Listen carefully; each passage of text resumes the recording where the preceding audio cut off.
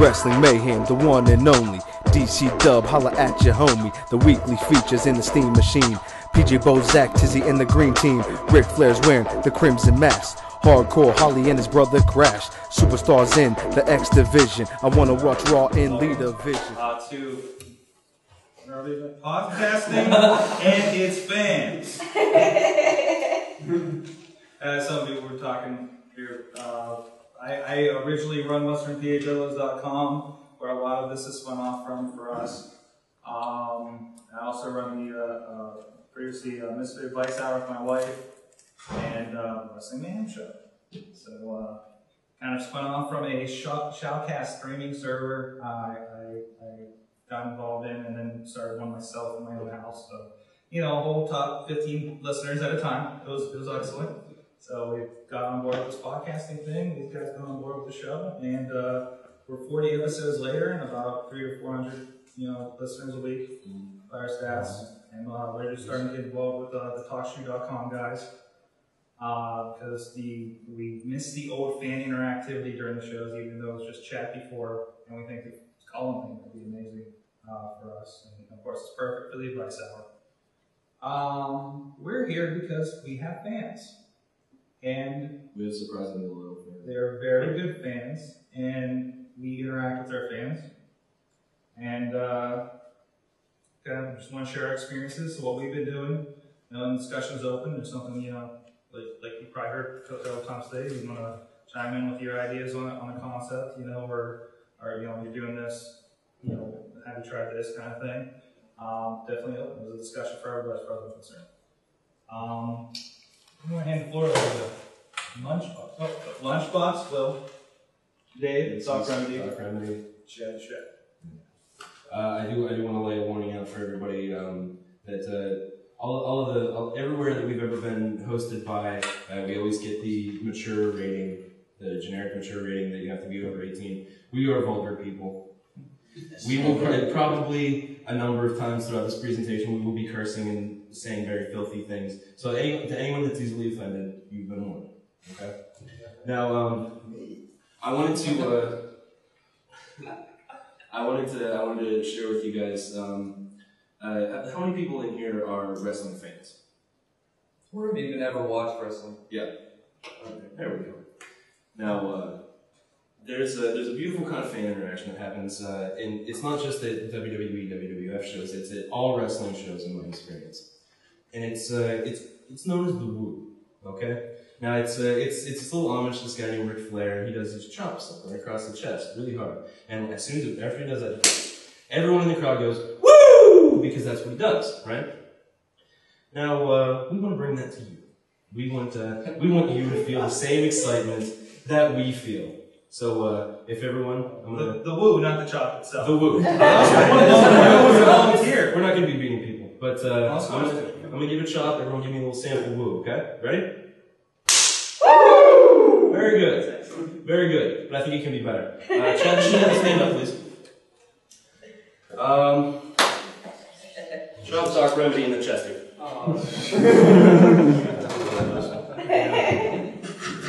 This is what he gets for not going to the meet and greet last night, by the way. He wasn't at the meet and greet. Yeah, he wasn't at the meet and greet. We were all at the meet and greet. Representing. I was making money at work. We don't make money with the show. We're dedicated. Woo! Yeah.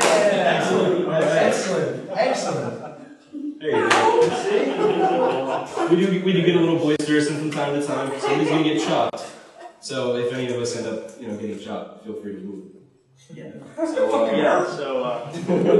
Yeah, it's real. It's real. So, if you want to see it chop, just move.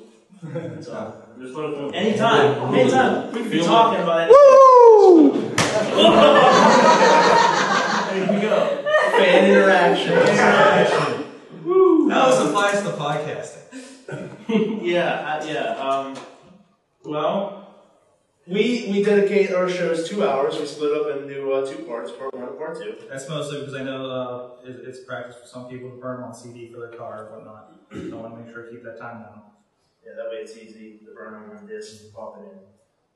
We dedicate the first show usually to whatever's on our mind about the wrestling world. Usually something has gone on every week. sometimes it's a little slow, but most of the time, leading up toward pay-per-views or big events. Of course, we have about 4 separate programs to watch every week, plus pay-per-view, so we got a lot of content to work from. Yeah. Plus whatever scandal is being written about on the internet about what's happening backstage. And then plus we talk about the indie feds. Yeah. We're actually going to an indie show tonight down in Elizabeth, PA, the IWC locally. And, yeah, there's a lot of federations that aren't on television, but they have top-notch wrestling, so we'll spend the $20, we'll buy the DVD. And basically, if we work it right, we can conceivably watch wrestling every night of the week. But that gets burned, that'll burn you. So, And we've actually, the event we're going to tonight, we've interviewed 3 of their wrestlers already. We're all wrestling. Actually, all 3 of them are wrestling for titles tonight. Yeah. I didn't even realize that. So we'll be representing there. I'm sure we'll have some nice fan interaction with their show. And but our part 2 show is dedicated mostly to fans, and we get emails, messages. We use MySpace, we use YouTube, we use Facebook. Usually, all of us or either have a MySpace page, Facebook page, wherever we can. And our fans have actually got together and made a Wikipedia page for us. They've made MySpace group pages, they made Facebook group pages, and they told us about it, and we didn't have anything to do with it. Like they just, when we would say their name on the air, they would love it. We have a fan that he just sent us. He's been sending me pictures. He just went to an ECW house show. He's up from the Detroit, Battle Creek area. I don't know if they're close, but somewhere up there, other side of the states. Probably up in Michigan twice. Ask this guy. He's from Detroit. Woo! Yeah. Oh.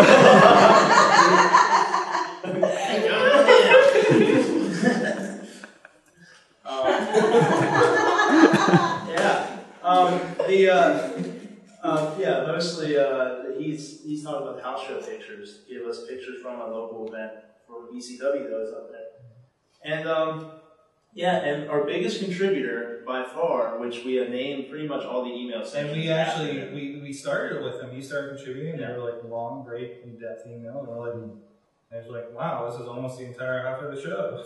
Yeah, and everything the best his name is Bimmel, and he's from London, England. Originally from India.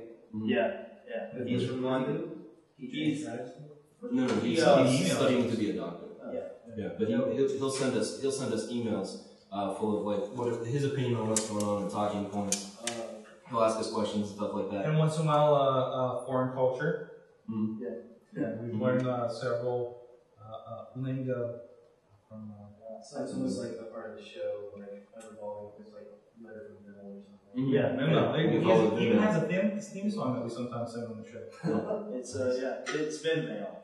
That's what we're calling it. And now he has his own T-shirt. Now we've been working on the merch. I'm sure he's got a T-shirt for him. It says simply Vin Mail rocks. RX. But he's actually flying into Pittsburgh in January. He's gonna visit us. He's gonna go to a Steelers game. Well, not January. Did that change again? We won't be playing again. I watch wrestling. That's it. Oh, but he does want to go, I think, to a Pens game. Yeah. Okay. He's actually legitimately a Steelers fan, which is amazing. January happens to fall on the year anniversary of the show, so we're gonna put him on the show and have basically a fan feature show. So, but like he said, he wrote in, and it just snowballed from there because all of our other fans wanted to become a bigger part of the show too, and they started writing in, and now the whole second hour has become let's just read viewer mail. And a lot of our show is our interaction, from messaging, from AIMing fans over the week. We got Jimbo, we got Nate Diesel. One kid goes by. Was he like 15 or something? I think he's 15 from Virginia. Yeah. He doesn't like it. He doesn't like it. He's not at all. Woo!